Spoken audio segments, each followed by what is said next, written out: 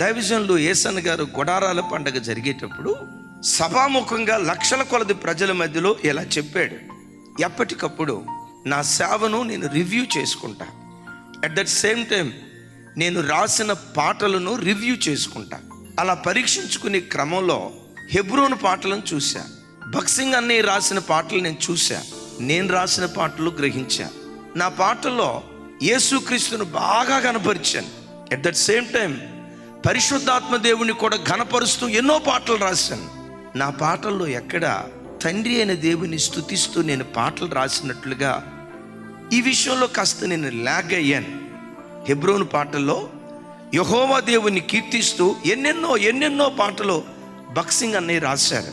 నేను రాసిన పాటల్లో తండ్రి అయిన దేవుని నేను ఎక్కువ స్తుతించలేకపోయాను. ఈ విషయంలో తండ్రి అయిన దేవునికి నేను అంత ప్రాధాన్యత ఇవ్వలేదు. అందుకని హెబ్రోను పాటలను చూసి తండ్రిని కూడా ఘనపరచాలి అని నేను తీర్మానం చేసుకొని ఈ పాట రాస్తున్నానని జ్యోతిర్మయుడా అనే పాట, త్రియేక దేవుడైనా, అక్కడి నుంచి తాను రాసే పాటల్లో తండ్రి అయిన దేవుని కీర్తించడం ప్రారంభించాడు. దైవజనులు యేసన్న గారు హెబ్రోను పాటలను చూసి నేర్చుకున్నారుగా. అలాగే ఎమాన్యుయల్ మినిస్ట్రీస్ అయినా, హెబ్రోన్ అయినా, బాప్టిస్ట్ అయినా, ఎల్ఈఎఫ్ అయినా, లోథరన్ అయినా ఒకరిని చూసి ఒకరు పాఠం నేర్చుకోవాలి. మనం నేర్చుకునే పాఠం లేఖనాలలో నుంచి పుట్టాలి. సహజంగా ఎమాన్యుయల్ మినిస్ట్రీస్కి ఎల్ఈఎఫ్ నుంచి వచ్చిన బిడ్డలు ఉన్నారు, మన పరిచర్యకి. హెబ్రోన్ నుంచి వచ్చిన బిడ్డలు ఉన్నారు, సంతోషం. లోథరన్ చర్చెస్ నుంచి వచ్చిన వాళ్ళు ఉన్నారు. రకరకాల డినామినేషన్ల నుంచి మీరు వచ్చి వాక్యాన్ని ప్రేమించే ఈ సంఘానికి వచ్చారు. అయితే మనం చిన్నప్పటి నుంచి కొన్ని వాక్యాలు విన్నాం.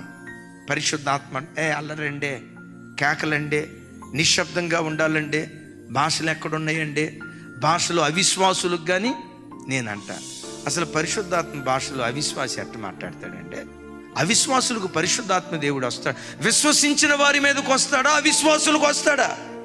ఈ మాటలన్నీ విన్న తర్వాత పరిశుద్ధాత్మ భాషలు మాట్లాడుతూ ఆనందిస్తూ ఉంటే లోపటి నుంచి అదో నెగిటివ్ ఫీలింగ్ ఉంటుంది. నీ ఆధ్యాత్మిక జీవితంలో యేసు యేసు యేసు అంటూ యేసయ్యకి ఎంత ప్రాముఖ్యత ఇచ్చావో పరిశుద్ధాత్మ దేవునికి కూడా అంతే ప్రాముఖ్యత ఇవ్వాలి.